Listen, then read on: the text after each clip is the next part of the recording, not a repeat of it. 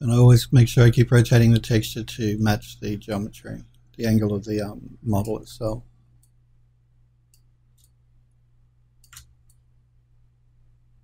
You also should be careful with these curved sort of sections of geometry that if it's on too much of an angle of a curve when you're painting it, you're going to get texture stretching. So you've always got to make sure you're sort of painting directly front onto the model. I'm just going to bake that down. Rotate it around just a bit.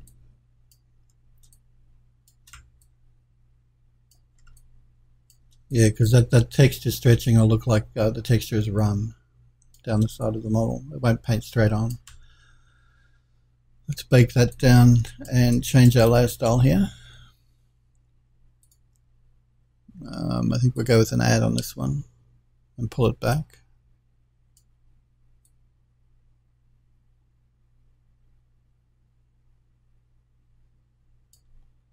And throw on a new layer. And let's find a new, a new texture.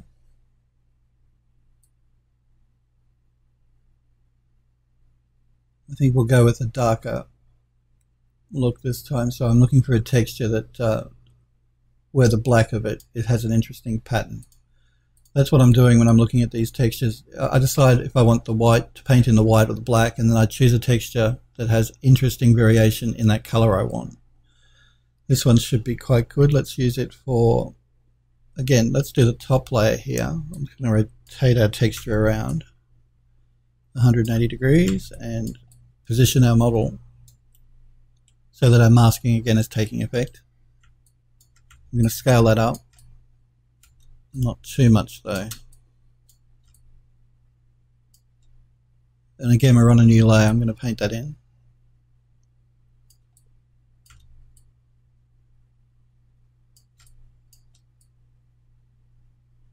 And it's just this building up of texture on texture that can create some really interesting looks, particularly with these dirt layer sections.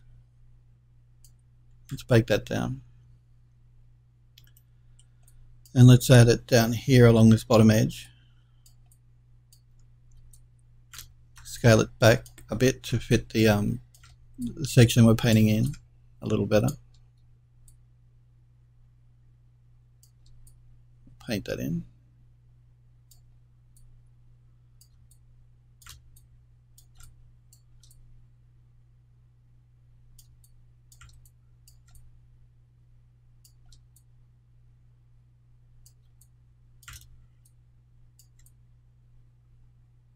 Okay, we'll bake that down. We'll flip it around to the other side. We'll throw it again up here on the top layer, I think. Positioning my model, scaling it up.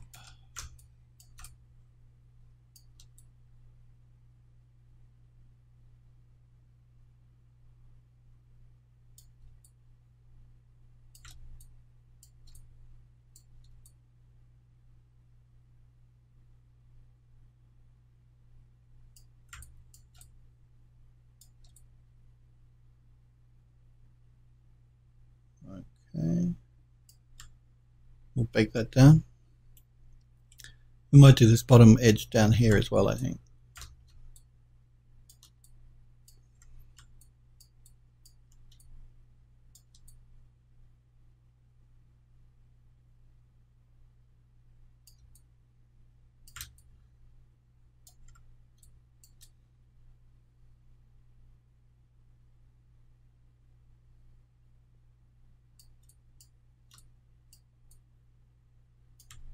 Okay, we'll bake that in, and let's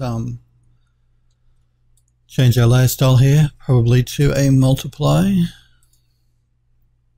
and pull it right back. And again, the gamma difference between Amari and Max, so we want to make it a little bit lighter here than it will show up in Max.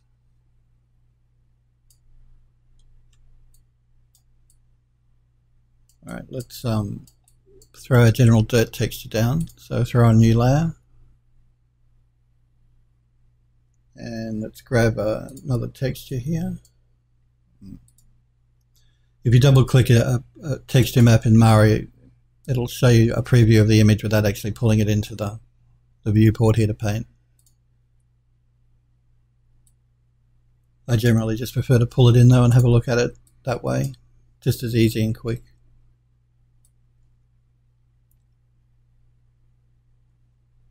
Now we're just looking for a general texture that we can use for dirt.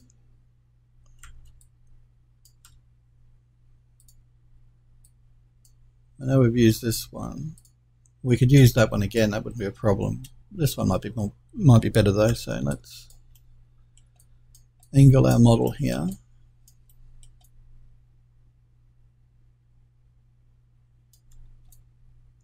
Again, on a new layer, we'll paint that in.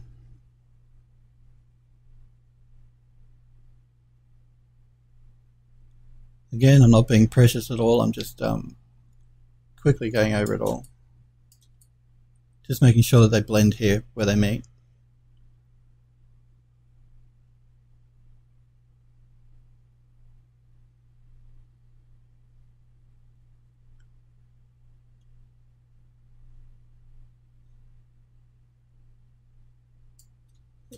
So you guys, what are you using? Are you using Substance Painter to do your 3D texturing work? Are you using Photoshop? What generally do you guys use?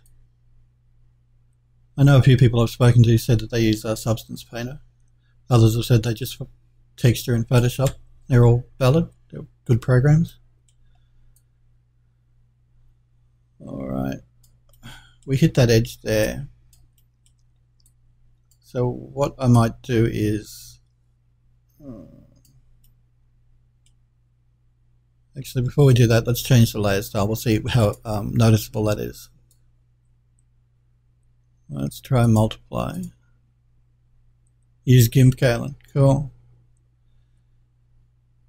Quixel, Photoshop, and Mudbox. Yeah, look, Mudbox is another good program for doing texture painting. Yeah, I've got Substance Painter as well. I haven't actually installed it. I did purchase a license for it, but I yeah, haven't used it. Haven't installed it for over a year now. So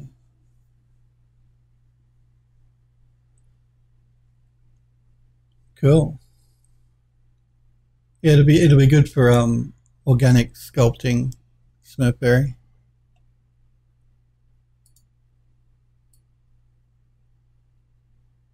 As I was saying to somebody the other day, I know that Mari is an expensive piece of software to purchase, but they do have a free version that you can use for Personal Learning Edition. The only restrictions I think that they place on it is you can't use it for commercial work, and you are limited to 4K texture sizes, but that's generally plenty big enough for what you need to do. Now that we've changed that bottom edge there should be fine. I might just pull it back just a bit more though. Throw on a new layer. But certainly Substance Painter is great, and GIMP is great, and Photoshop is great. You can't paint in 3D in Photoshop, but you can certainly create some great texture maps. If I think I learned it was well enough on the organic sculpt. Okay, cool. Substance is fine. Is great for mechanical projects as well. It doesn't have to be an organic object to use the paint program. Yeah, one version of each. That could be cool, Smurfberry.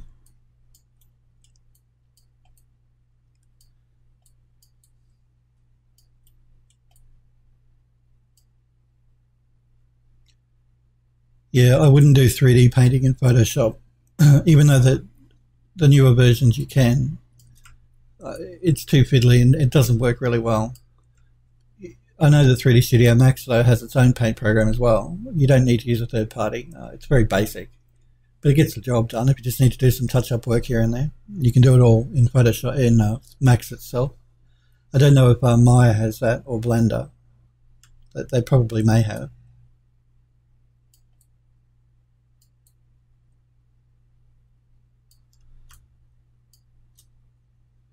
Again, I'm going to pull up my brush here a bit.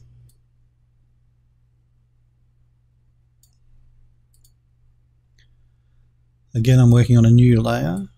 Oh, I'm going to change my layer style to multiply and pull it back, because I want to see what it looks like as I'm painting it this time.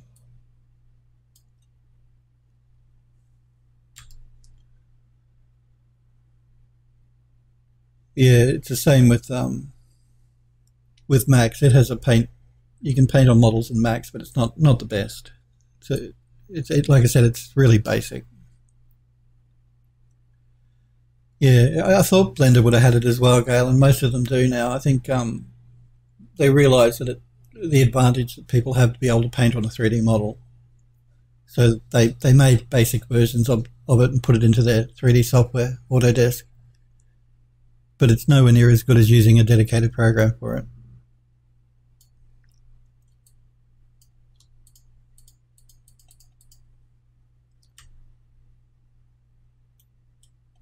Still, it's an option for people that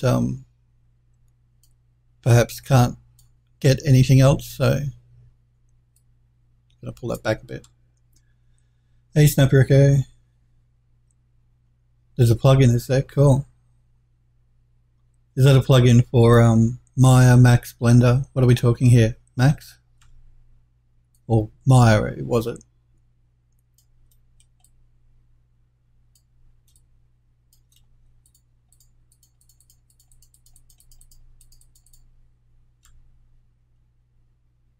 I'm just adding a bit of a dirt texture here and there on this model to make it look a bit more interesting.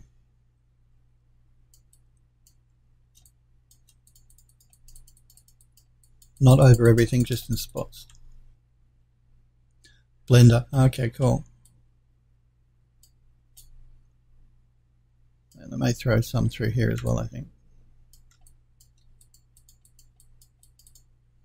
Again, I've got the opacity on this layer style turned right down.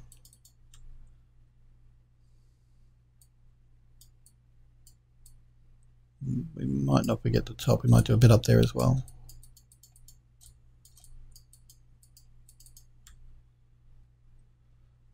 Okay.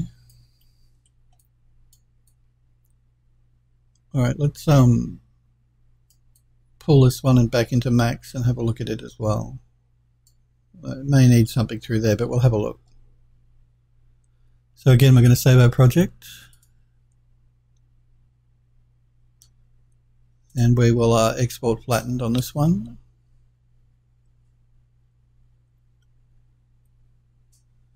And we'll do this one as version 4, revision 4.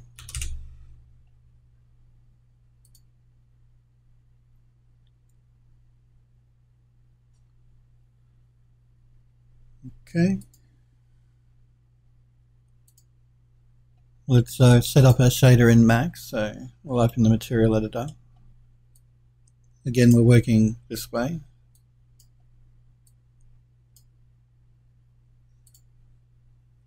And it's this one here.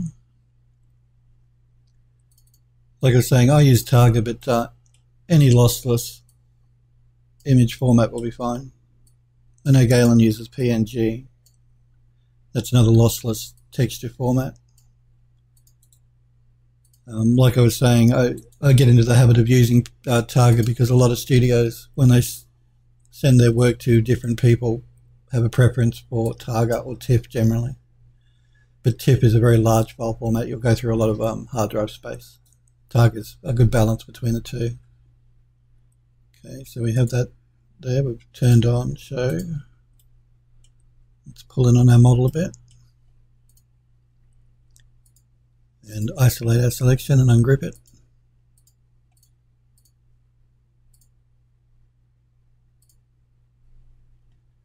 And we'll attach our separate pieces. That one, this one, and this one. We'll double check by double isolating to make sure. Yes. Okay. We'll jump into our Utilities tab and open up our channel info. Copy our UVs from channel 1. Paste them into channel 2. And then we'll assign our 4th version of that texture map.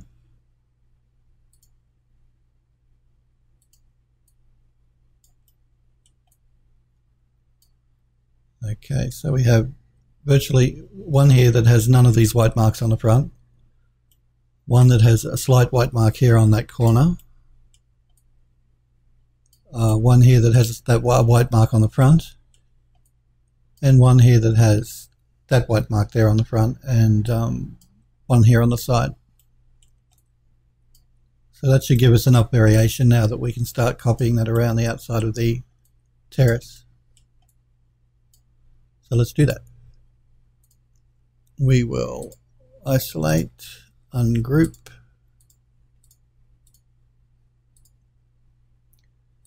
again I'm putting a modifier edit poly on as opposed to collapsing. We'll just attach these pieces.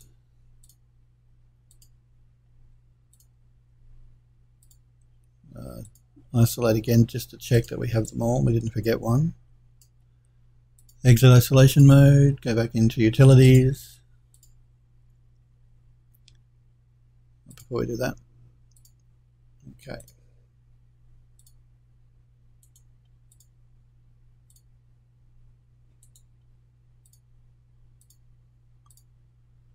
Alright, so let's start organizing ourselves here. This is number 1, number 2, number 3, and number 4. If you're rendering the model this way, you're never really going to see the front of number 1. So we'll start with number 1 here. So that's this one here. And we can just continue that way, number 1, number 2, number 3, number 4, and keep going around. You can vary them up a bit more if you want, but doing it that way will keep you organized and should be good enough.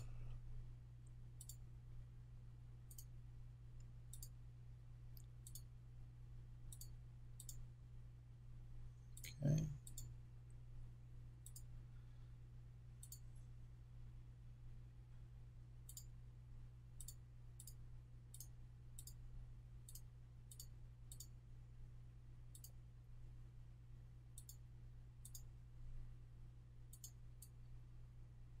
Okay.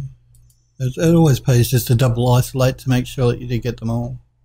It can be easy sometimes to miss one of these sections of the model when you're attaching it.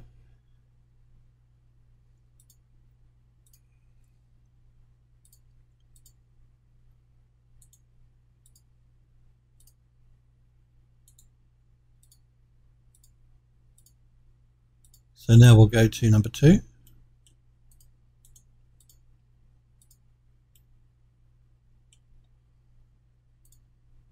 I'm actually going to save the max file here because I don't want it to crash and for us to lose the work we've done. Like I was saying, Max does auto-save, but I have it turned off because it can slow down the program for a second or two while you're working, and it can get annoying. So I prefer to do it manually. It just means you've got to remember, of course, to do it. So.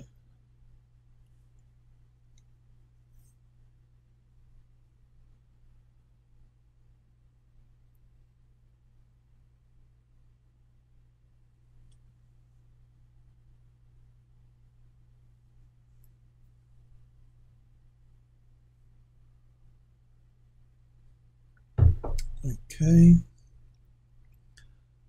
We'll attach this one, so let's isolate and ungroup.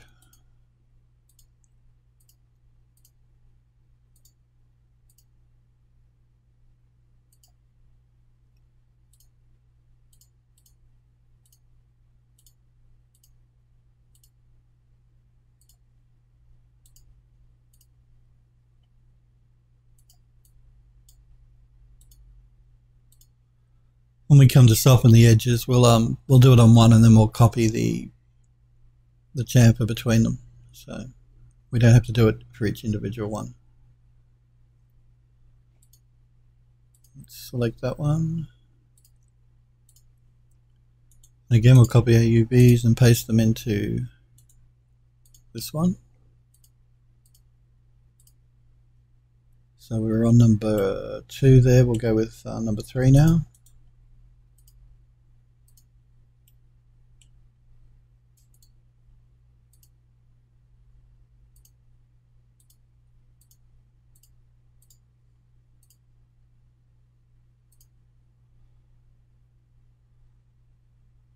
Attach.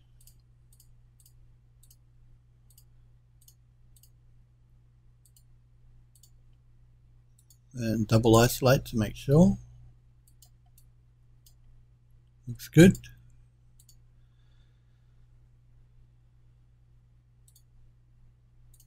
Select the old one and copy the UVs from channel 1 into this one here.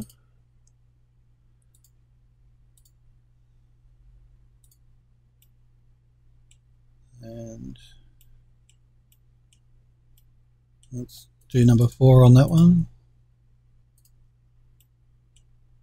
Let's just have a look at that.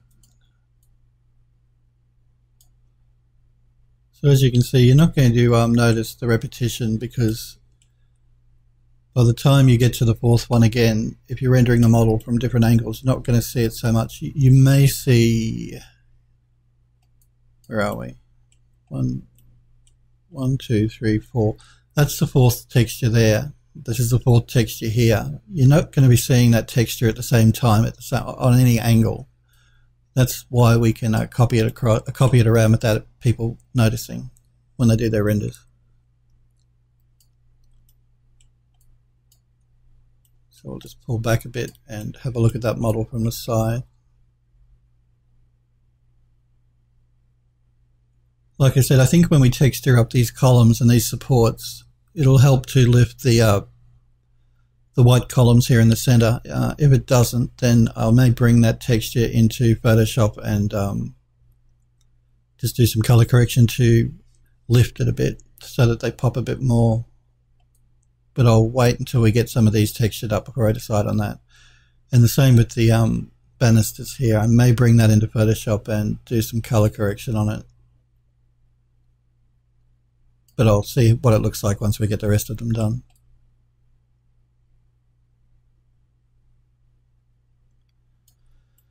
I have to decide on what color we're going to make these columns and supports though. I don't really want to do them in a grey. I think there's enough grey in the model already. Maybe in this brown, yellow brown, or maybe even a color to match this terracotta here. We can play with that when we start texturing them up though. Let's continue copying our texture around.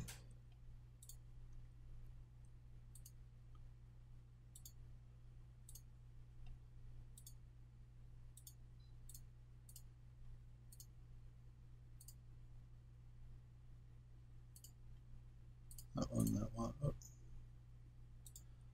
That one, that one. I always like to go in the same order. It doesn't really matter, but it's just a good habit to get into. That way you're less likely to forget one section. Okay.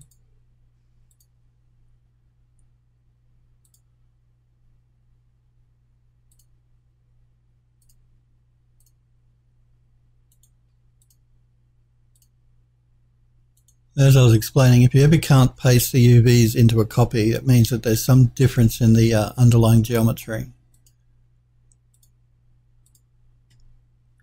But because I know when I made the model, I copied, that's why I grouped them, because I moved the group and copied it around to make the terrace initially. So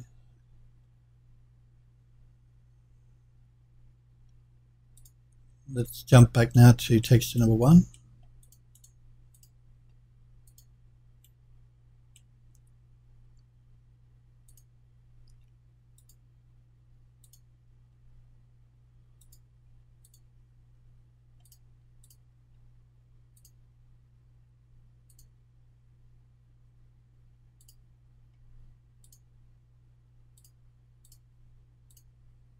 Like I was saying too, if you don't want to select each individual piece, you can always attach via a list here in Max. But again, I like to see what I'm doing as I'm doing it, so I prefer to do it by hand.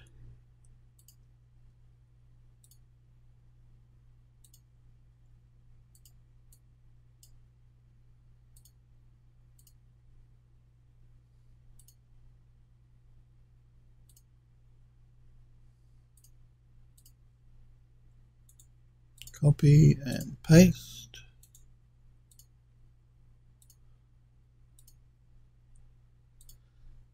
And for this one, we will throw on texture number 2.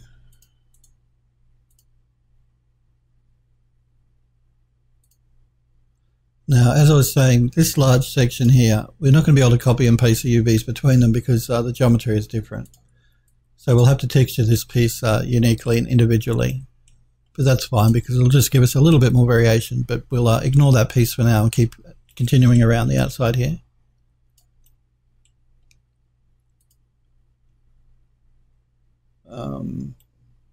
I'm just thinking it might be better for us to start from the front and work our way back because we're working to numbers, the numbers of our textures. So we'll do that. We'll start with this one here. And we're going to start back with texture number 1. So we will isolate our object and ungroup it.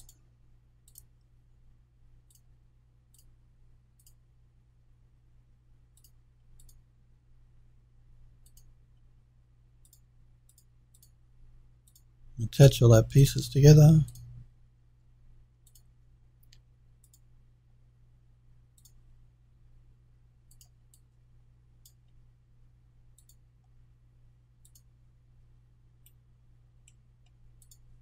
Again, I'm going to select this one here to copy the UVs from. It doesn't matter which one you copy the UVs from, just so long as it's the same curved piece of geometry. Like we couldn't copy it from a straight piece of geometry.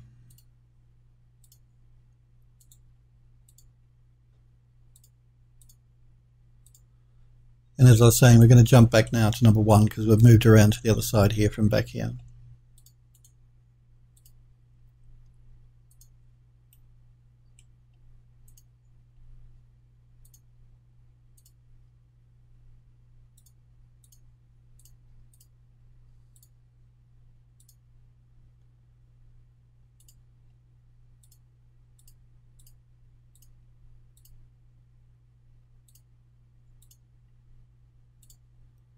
We'll double isolate it to make sure. Yep.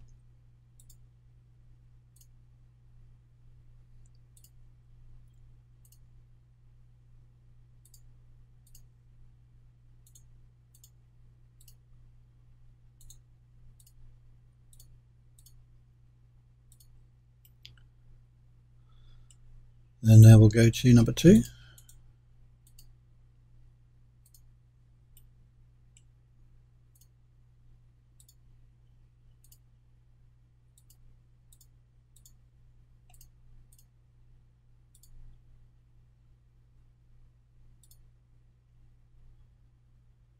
And attach our separate pieces together again.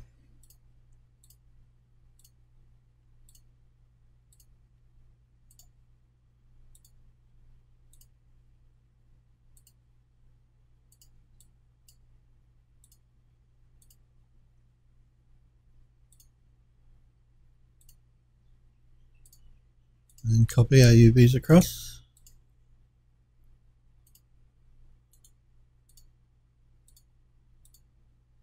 And now we'll jump to texture number 3.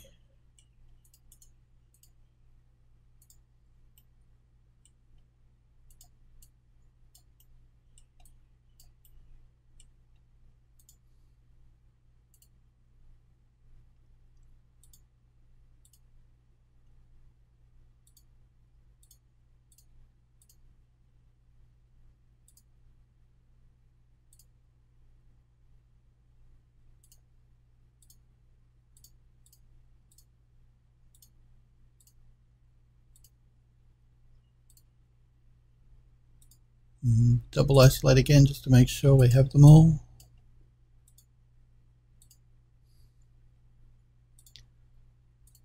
And we will copy our UVs across again.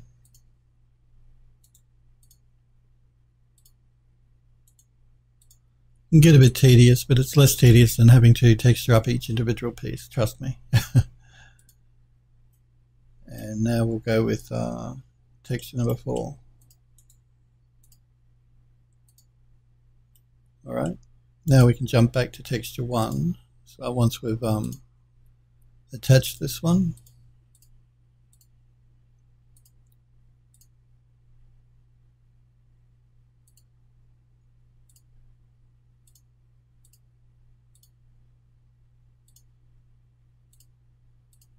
I was a bit concerned you guys wouldn't know when I was broadcasting, because I broadcast from 5 p.m. in the US, and that can vary around other time zones because of daylight savings finishing in the US. So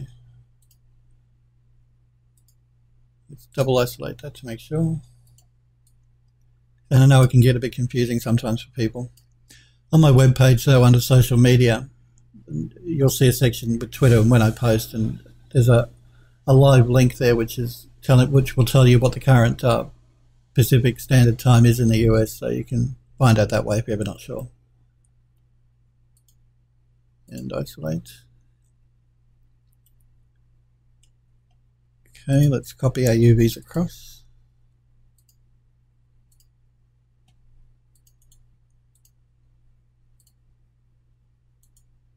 Paste them. And now we're going to jump back to texture number 1.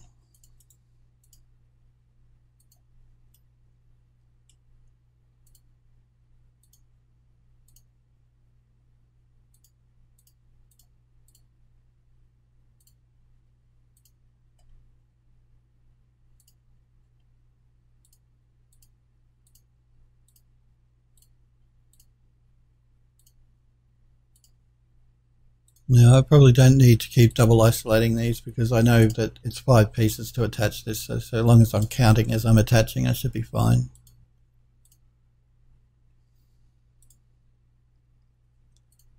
Let's copy our UVs again.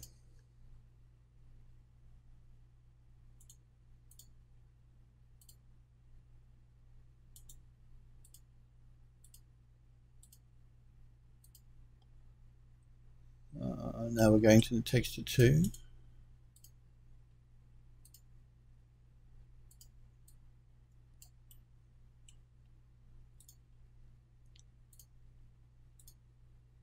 Isolate, ungroup, edit poly. So it's 1, 2, 3, 4, 5, 6, 7 pieces. I beg your pardon, not 5.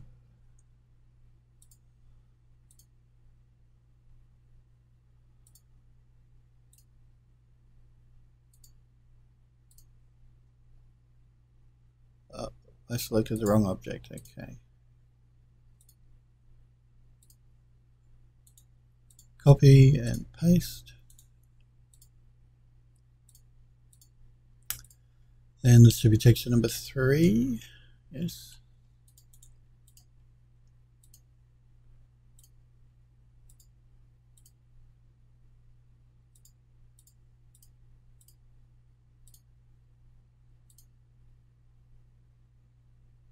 Let's attach 1, 2, 3, 4, 5, 6, and 7.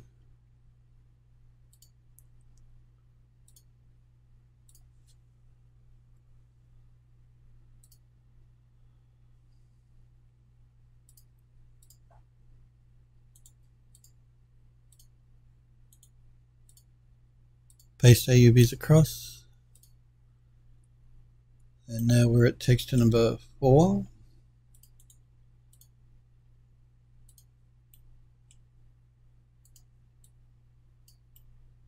We've got 2 more left to do here.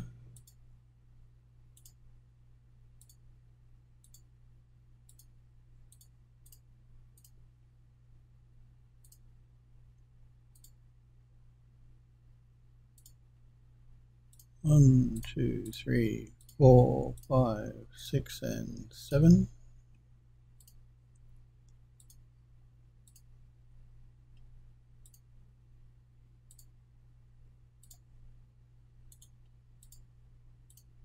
Paste our UVs across. And now we'll jump back to texture number 1.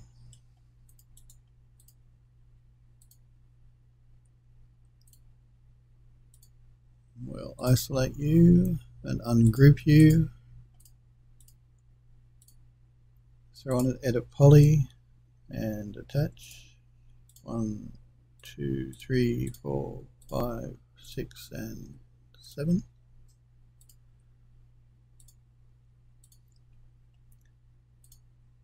And one last copy and paste for this part anyway.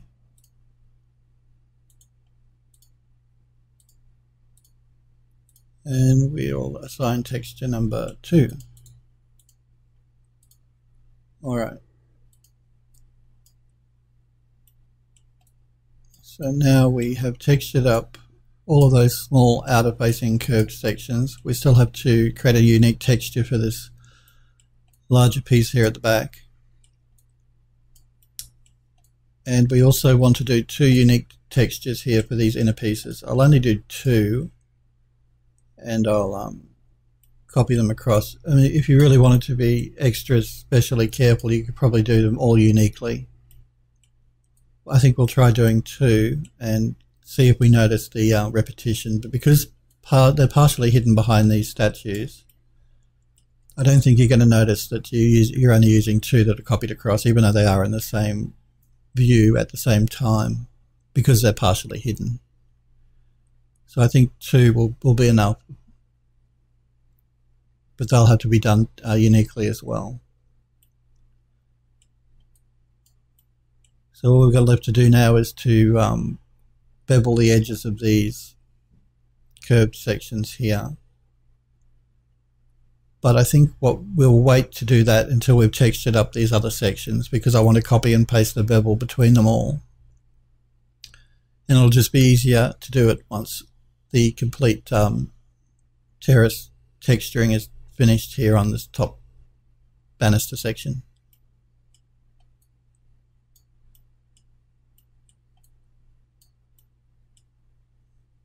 But aside from that, I think the color is not too bad. Like I said, we may do some color correction in Photoshop.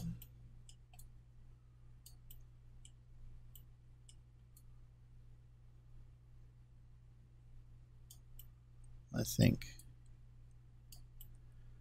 But you're not noticing that we're repeating the texture around the outside here.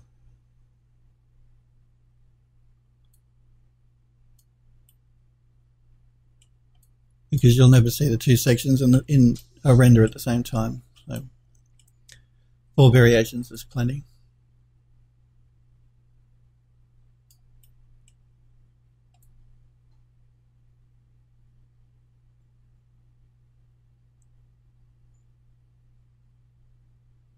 All right.